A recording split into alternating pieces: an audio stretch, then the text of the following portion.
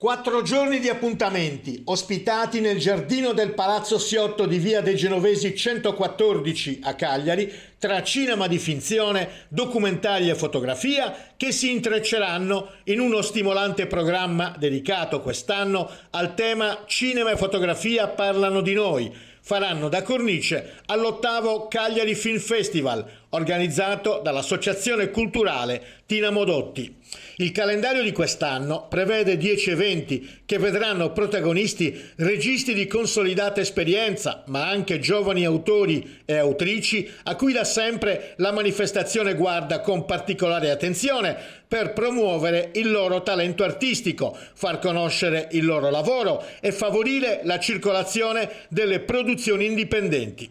Artisti e artiste che sentono la responsabilità dello sguardo, sono attivisti che uniscono arte e attivismo nella realizzazione delle loro opere. Tutte le presentazioni saranno a cura dello storico Luciano Marroccu e della direttrice artistica del festival Alessandra Piras. Proiezioni che si terranno dal 7 al 10 luglio,